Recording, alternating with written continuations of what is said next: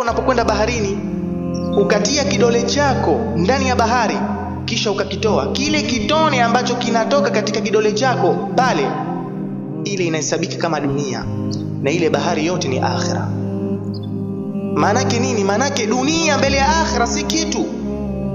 Kwa hiyo mwenye kuiuza akhira kwa sababu ya dunia, huyu hatumwiti kama mwenye akili hata siku moja. Kwa nini unamuasi Allah subhanahu wa ta'ala?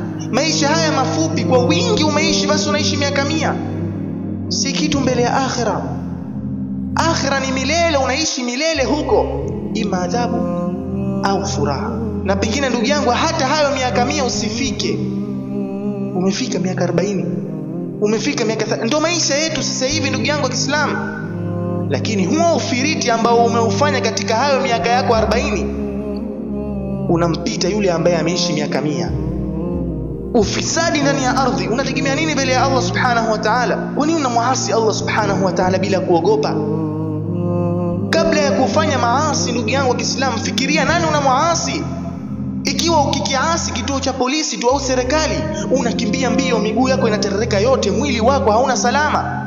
Je, endapo unapomuasi Malikul Kaun, mmiliki wa ulimwengu wote, unapomuasi Allah subhanahu wa ta'ala wala huogopi, unategemea nini mbele ya Allah subhanahu wa ta'ala wewe ndugu yangu wa Kiislamu? Kabla ya kufanya maasi ndugu yangu wa Kiislamu, fikiria endapo utapokufa katika lile asi, nini utamjibu Allah subhanahu wa ta'ala? Upo tayari kumjibu Allah subhanahu wa ta'ala kwamba umekufa katika zina?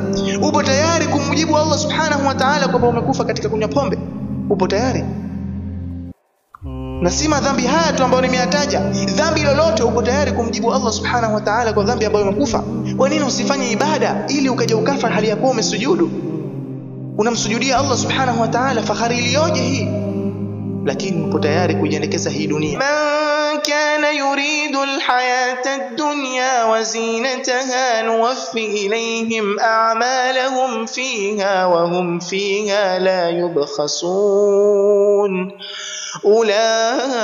أولئك الذين ليس لهم في الآخرة إلا النار وحبط ما صنعوا فيها وباطل ما كانوا يعملون. أي nasikitisha sana ndugu yangu wa Kiislamu, yule mwenye kutaka maisha duniani na mapambo yake tutamtimizia, tutampa hicho anachokitaka. Si unataka maisha duniani miaka 60, miaka 70, miaka 40, hata hufiki hiyo miaka 40 mara nyingine. Unataka maisha hayo, si ndio? Tutampa huyo mtu. Wa hum fiha la yubkhasun, wala hatudhulumiwa. Tutampa kila ambacho anakitaka katika maisha duniani.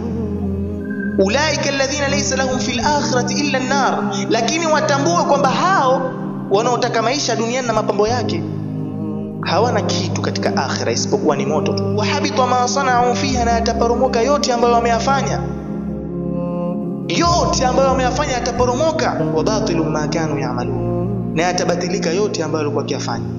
Upo tayari? Kama una akili lazima utasema hupo tayari, na kauli yako haitothibitisha kwamba hupo tayari au upo tayari. Vitendo vyako ndio vitajibu kwamba wewe upo tayari au upo tayari.